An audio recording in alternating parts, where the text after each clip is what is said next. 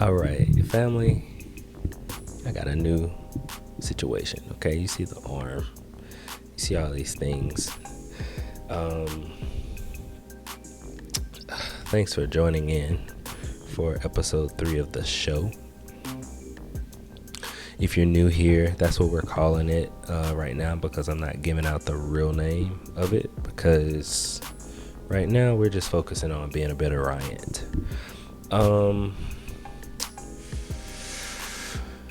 To start off, I want to talk about a reel that I posted today. We're talking about getting the perfect shot. And in the last episode, 2 episodes ago, we talked about just getting that money shot. Specifically, we talked about working to get that money shot. And if it's not that money shot when you get there, don't hit record. I also delete footage out of my camera, but that's a different story. But one thing that I wanted to touch on today before we move forward in the show, I wanted to take a step back and make sure that we're not leaving anybody behind, okay? We talked about getting the perfect shot. We talked about finding that angle and waiting. A lot of people liked it. A lot of people enjoyed that information. However, some people may not even know how to identify that shot. They don't know how to plan and prepare for that shot. They don't even know how to have vision to go into a location to look for a shot. They're just holding the camera, hitting record, and relying on the AI technology in their camera or the technology in their phone to get something that's decent. My bad, I wasn't looking at the camera the whole time. Well, let's talk about preparation.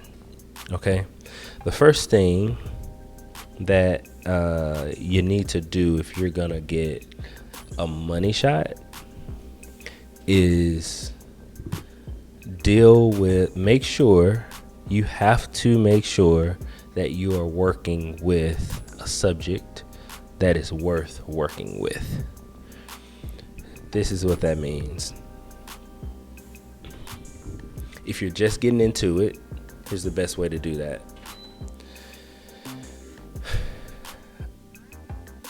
Go on Instagram or online and find people that you want to work with. DM them and tell them that you want to work for them for free. You want to make them something. You just want to get your foot in the door to be able to have enough access to someone who is on a level that even if you shoot for them for free, the content is going to look so good and nobody's going to know you didn't get paid, but the content is going to look so good, not because your camera angle was fire, which it was, not because your camera was fire, which it was, but because you were at a dope venue shooting dope content for somebody dope. That's the easiest way. You can almost just turn the camera on, hit record, and it'll do all the work for you. That's the first thing. And you might be saying, okay, Ryan, I got 3 kids and I really can't be bothered with doing any free work. But I am starting my videography business, so I need to get something rolling. Okay. Well, here's my advice to you.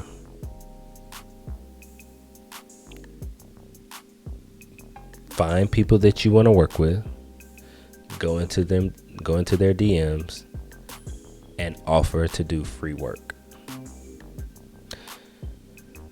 Yes, that's the same thing. That's the exact same thing that I just said. And here's why. Short term, you're gonna make little to no money anyway. Long term, people are going to care more about who you've worked with and what your content looks like. But if you spend the bulk of your time, y'all, let me make sure this is recording. I'm new to this. If you spend your first 6 months in business doing everything, doing anything anyone's willing to pay for money, at the end of that 6 months, you might have made $3,000, and everyone that you worked with has been someone local. Shout out to the locals. Nothing wrong with them. But there's not going to be any content available to you that is extravagant enough to post online. Someone see it and they say, oh, I like him. I like his work. Let me work with him. He the best. All right, so that's the first thing. DM people. Work for him for free. Shout out to Brandon Shot Me. He put me on that. By the way, I'm not telling you anything that I haven't done. I started off doing a bunch of free work for people. And by the way, everybody that I did free work for, almost everybody, they called me back to do paid work. So it works out. And this is the last thing, I promise. And if you do the work so well, if you do it better than the person that they paid last to do it, they're going to be like, number one, they're going to expect that the next time they call you to do some work, you're going to be expensive. And the second thing is, they're going to feel real good that they just got a freebie from someone who they didn't have to pay. And they're going to feel real bad that they paid Jeff. Shout out to Jeff, whoever he is. They're going to be real upset that they paid Jeff what they paid Jeff to produce what he produced for them. So that's the first step. DM somebody, find them, contact them, do some free work. Second thing you need to do, based on my experience, okay, what I did, the second thing that I did was I made sure that I bought the most up-to-date camera. There's a trillion of them out here nowadays. I did heavy research and I found that Sony was just the best camera system for me to use. And I started on Canon, but Canon had some issues. Canon had some issues. One of the issues that I had with Canon was that every time you open the memory card slot, the camera would turn off. Okay, Ryan, but why does that matter? When I'm recording a conference or something, let's say I have a memory card in the camera. I've got 2 memory cards and I've got those in the camera and they're recording. Well, when one runs out, I can take it out while the camera's still running and it won't turn off on me. That's very important to me in my workflow because I like to do things during the event, like editing and stuff like that. So I needed that. You might not need that. I'm not saying Canon is a bad company or camera system. They were awesome when I was using them. Workflow was the main differentiator. And that is the only differentiator when it comes to cameras these days, because every camera can do so much more than you're ever gonna do with it as a content creator or videographer if you do things the right way. Most people, for example, if you have someone that does corporate interviews, they're gonna be shooting in the same frame rate. They're gonna be shooting. They're gonna use the same settings on their camera, so they're not gonna use all of the features. And that's with any camera. But the main thing that separates this camera from this camera and this camera should be how easy it is for you to film something and then get it to the final product. That's it. All right, so get a really good camera that works for you. it is worth renting cameras. I didn't rent cameras. I'm gonna tell y'all what I did. I would just buy what I want. Like if I'm wondering about something and I want to feel it and touch it, I'm gonna buy it from Amazon, and then if I don't like it, I'm sending it back. They got a 30-day return policy, 60-day. I've returned stuff after 90 days. I ain't gonna lie to you. Now it takes a little emailing, but they'll do it. So I just buy from Amazon and I test it out. And if I like it, I keep it. If I don't, I send it back. So those are some options. So what did we go through? Number one, you have to find people that you want to work with so that you can do free work, and then you're going to get content to use on your page. Don't forget to get a testimonial from them. The second thing is you're going to get a really good camera. The third thing that you're going to do, you're going to get a really good tripod, and you're going to get a really good microphone. Professional mics are more expensive than the consumer mic, so depending on what level you want to operate at, that is definitely a consideration. DJI mics are used for content creation, but we also use them professionally, even though it is not professional equipment. We use it. What else? The Rode Wireless Go's.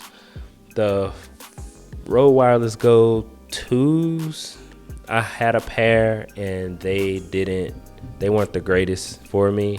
The Pros are out now. People like them, so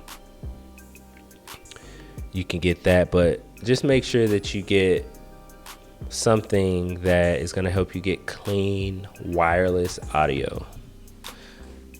You're going to need that, and I guess another thing is you need to get I almost forgot the focus of this part of the episode, which was getting those fire shots. All of this is important to getting fire shots, because when you have to hustle and tussle with your equipment, it's gonna make you miss opportunities. So bear with me, I'm gonna land this plane. Get some fast memory cards. I know that ain't got nothing to do with getting a good shot, but if you have to wait an hour and 30 minutes for today's footage to come off of your card onto a hard drive, and don't forget you gotta go home and upload it, okay? Get faster cards, V60 at least. Even if your camera doesn't need V60 cards, get a V60 card and a V60 card reader, because it'll be just your luck if you need to dump a card during an event or whatever the case is after an event. And here's what can really happen.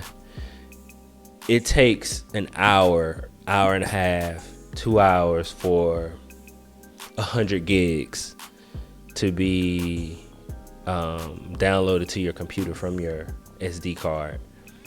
And then because of that, you're trying to dump footage after the event, but everybody's got to clear the space and get out, and you don't have time. True story. So you leave and you say, okay, I'm gonna just do it when I get to the house, or I'll do it in the car, whatever. You leave and you say, I'm gonna do it when I get home. And you start packing up your stuff. And because you already took the SD card out of the camera, put it in your computer, and found out that you wouldn't have enough time, you actually took the card out, but you never put it back in the camera. And so now when you get home, you want to dump the footage, you don't know where your card is.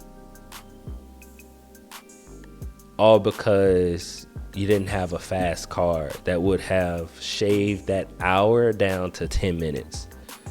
Because obviously the V60 cars are more expensive. They are, but it's worth it. True story. So those are the core things you need. I went way off subject, but oh my goodness, I went way off subject. Now thinking back to what I was talking about earlier, all of that stuff was important, but very little of it had to do with preparation and planning to get these fire shots. So let me just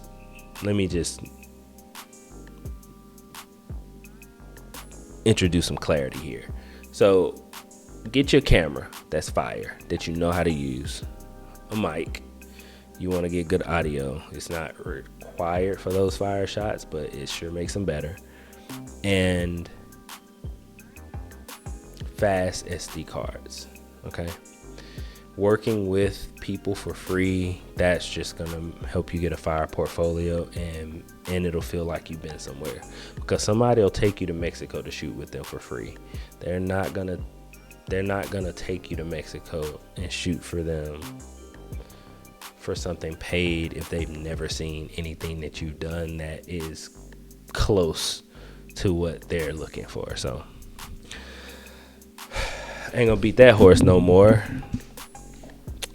Let us shift gears and talk about a word that came to me this morning. And I'm going to leave y'all with this today.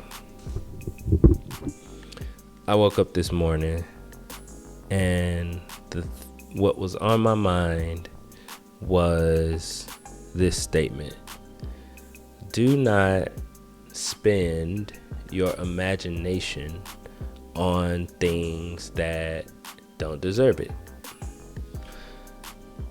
All right. So last episode, I briefly talked about the 4 levels of value that Myron Golden discovered in the Bible.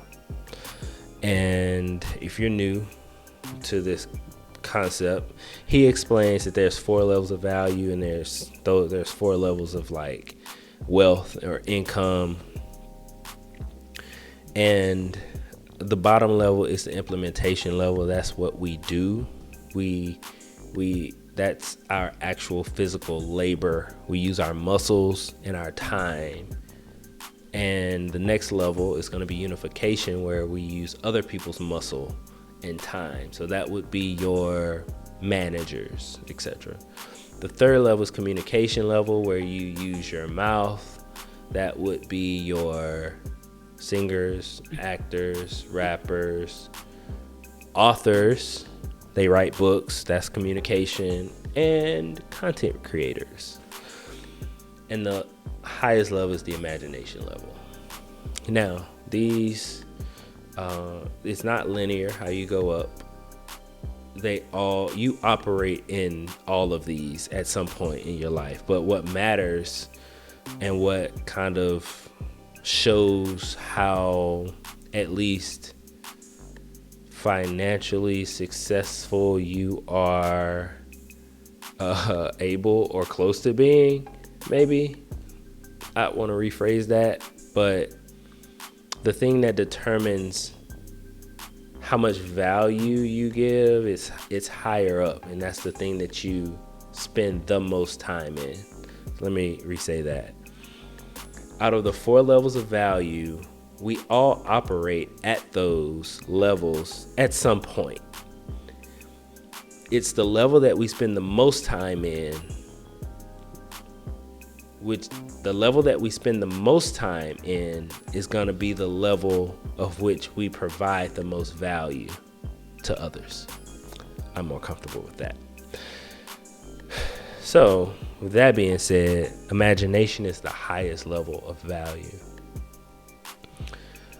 If our imagination is the highest level of value, why would we spend time thinking about something or someone that we don't control, we don't have anything to do with, we probably don't like? Why would we spend our time on that? I think the answer is it can be entertaining at times. Sometimes it can be fun to think about the Drake Kendrick Lamar beef, to just like think about what Drake is gonna come back with.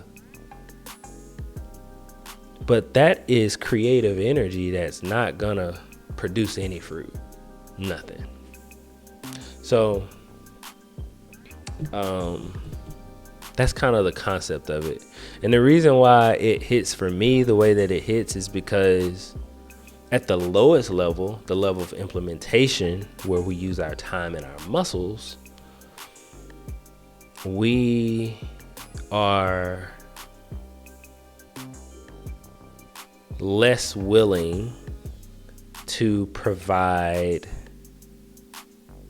how can I say this?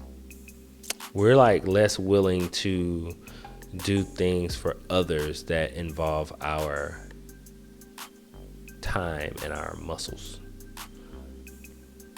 which according to the levels of value is the lowest level of value that we could offer. But we easily spend our creative energy on stuff that don't matter, or people that aren't gonna listen, or people that we're upset with, stuff like that. So anyway, I've been guilty, but that's just what was on my heart this morning. And I almost went live and talked about it, but I didn't. So I'm not gonna continue to ramble. But I hope y'all enjoyed this show. Episode 3. We got about 1,000 more of these to go. I love y'all.